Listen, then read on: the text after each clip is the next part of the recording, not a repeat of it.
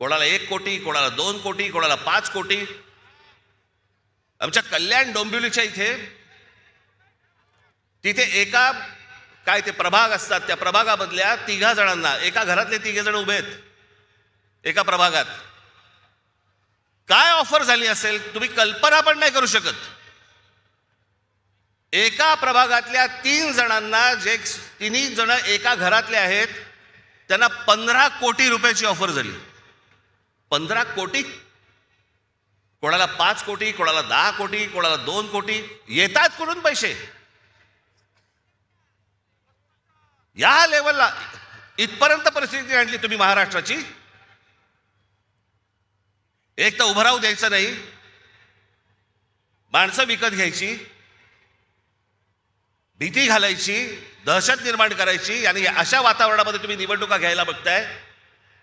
मला समजलंच नाही. या इथे नाशिकमध्ये पण भारतीय जनता पक्ष, अहो तुमच्याकडे माणसं होती ना, जुनी काम करणारी माणसं होती ना.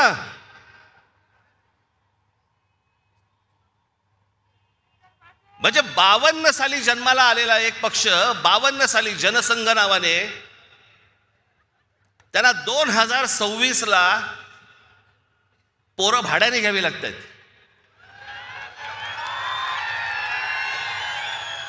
तुमचे कार्यकर्ते, तुमची माणसं तुम्ही उभी केली होतीत ना, मग दुसऱ्यांची कशाला कडेवर घेऊन नाचताय? याचं कारण, जो पक्षामध्ये इथे काम करतोय तर काही शून्य किंमत. मी समजू शकतो की एखाद्या मतदारसंघामध्ये बाबा 2 जण चांगली लोक असतात, 3 जण चांगली लोक असतात, त्या 3 जणांमधला एखादा निवडावा लागतो, बाकीच्या दोघांना देता येत नाही. मी समजू शकतो, कारण जागाच एक असते. पण जी लोक सतत काम करतायत, इतकी वर्ष काम करतायत, त्यांना पूर्णपणे बाजूला सारून दुसऱ्या पक्षामधला माणूस घ्यायचा आणि त्याला उभं करायचं, हा तुम्ही त्या कार्यकर्त्याचा अपमान नाही करतात? बाहेरून माणसं लागतात तुम्हाला. बरं, ती आणतात ते काही आनंदाने येत नाही येत, रात्री पैसे पोचवले जातात.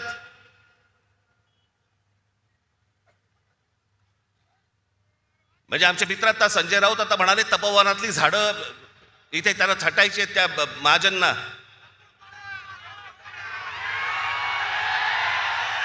अहो लाकूड तोड्या बरा होता. त्याला देवीने पहिली विचारली, त्याची कुऱ्हाड गेली तर सोन्याची हवी का? तो म्हणाला नाही.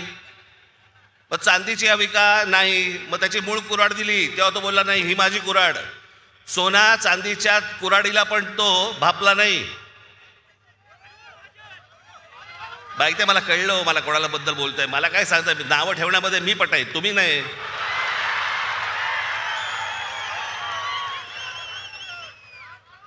पण झाडं पण छाटायची ना, पण झाडं छाटायच्या अगोदर स्वतःच्या पक्षामधले कार्यकर्ते छाटले. या पक्षामधली लोक छाटली पहिली, बाहेरून झाडं मागवली आणि ती आता पक्षात लावतायत.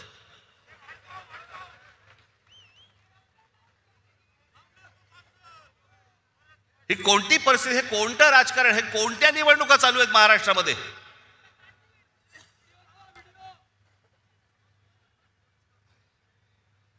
दोन 2012 साली ज्यावेळेला इथे सत्ता आली,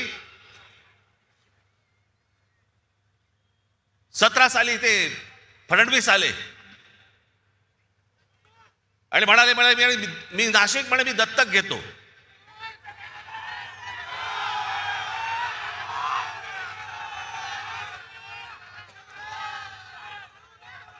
आणि त्या सगळ्या गोष्टींना नाशिककर भुलले आणि आम्ही जी कामं करून ठेवली होती ती सगळे विसरले. आणि दत्तक घेतो म्हटल्यानंतर हा बाप परत फिरकलाच नाही.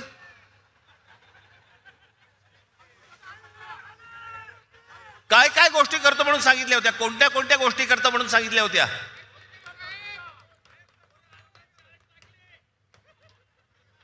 आता साधी गोष्ट बघा, 2012ला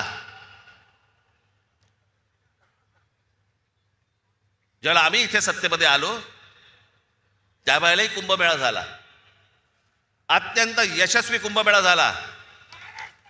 त्यावेळेला इथे